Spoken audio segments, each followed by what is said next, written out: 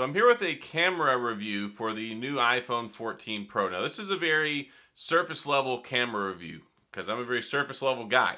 I wanted to show you a bunch of photo samples that I took today. Normal stuff, picture of my car, picture of myself, some portrait stuff, some flowers, run-of-the-mill things that you'll see on a day-to-day basis so you can see what this stuff looks like yourself. There is some defining characteristics between the iPhone 13 Pro and the 14 Pro. Mainly being that we now have this brand new 48 megapixel camera. It bends down to 12 megapixels.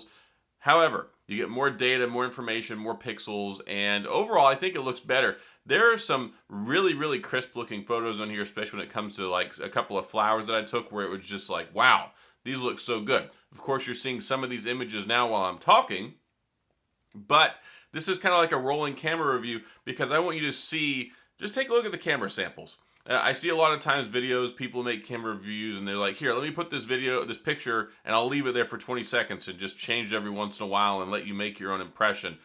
This is kind of a guided tour. There are some nice characteristics on this camera. The saturation is good, the HDR is good. I really like what they've done. A lot of the stuff with the colors really pops out. It's not super oversaturated like the Samsung cameras and screens are, but it's something that it looks a little bit more enhanced than natural, and some of these colors just look larger than life. They did a great job, they being Apple, with the color science on this camera. Now, you also have some distinctive features too. When you look at one camera, you're used to looking at the iPhone for so long, the iPhone 13, 12, 11, a lot of similarities there, even the same sensor in some situations. So this completely new lens really gives it a different, more signature look whenever you take photos with it. And also, I do want to show you something here. It's very disappointing to me. And we all know if you've used an iPhone for the last couple of years, it has horrible lens flare issues. Well, they're still here, and I think it may be worse than ever. Here, take a look at this video clip.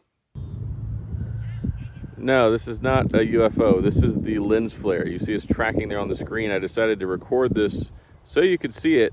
This is probably the worst lens flare ever on an iPhone. It's utterly horrible. So now that you got a chance to see that, this is what you get to live with. Now, it's even worse at nighttime if you go find a light source, because what it does is it catches the light. These lenses do. I don't know if it's because it's more raised up now, it's larger, catches the rim of that camera lens and it just goes to town, and then you get stuck with looking like the alien orb light floating in your pictures. It's very irritating, and I've talked about this before, and I figured it was going to be here for this camera, and it is. However, the camera itself, it does take good shots. You're going to run into this most whenever you have a very visible light source, and this was at sunset. Of course, people like to take sunset photos. Well, if you get a sunset photo or a video clip, that's just a reality you're probably going to have to live with. I don't know why they can't put the special coating on there. At least with some other lenses, you look at some of the Sony cameras, some of the, like the Samsung stuff, it's not nearly as bad as it is on the iPhone. So that is a big disappointment. Maybe one day they'll get it fixed, but today is not that day. But otherwise, I think that the camera is very capable. I like the photos that I'm seeing here. The macro lens autofocus seems a little bit slower. It's one of those things where before you could change the lens and pop it back to the front lens, because if you have it on auto, it'll shift over to the other lens. Well, you could get a nice portrait looking shot if you switched over to it, but now it just wants to hurry up and fix in on the macro, and it takes some blurry shots if you try to do it and pull that little trick. I used to do it all the time with my iPhone 13 Pro, so you have to be a little bit more aware and just wait for the lens to go ahead and switch, because what it does is it switches and then it shifts about a second into the image.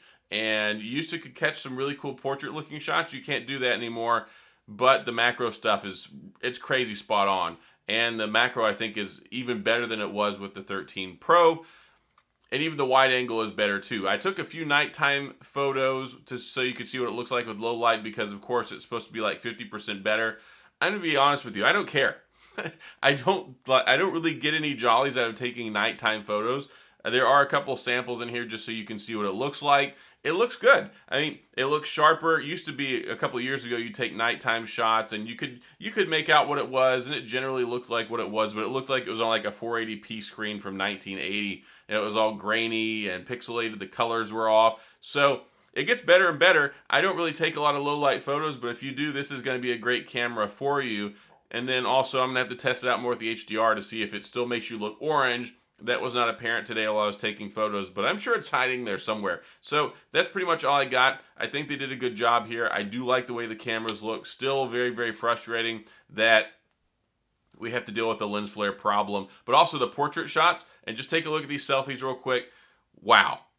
Not just me. I mean, I'm not trying to say that I look fantastic or anything, but the portrait shots look better than ever. And they look kind of flat. And also one thing I wanted to show you, I'm actually recording this video with the 14 Pro as opposed to my normal 13 Pro. So if it looks more rich, if it looks better, if it sounds better, who knows? I'm hoping this is going to be a better experience. Let me know what you think in the comment section. Was this video, did it look better than the normal ones? How is the audio? Because I also have a Shure, like a pro level microphone connected into the bottom as well. So we'll see what happens, but that's all I got. What do you think?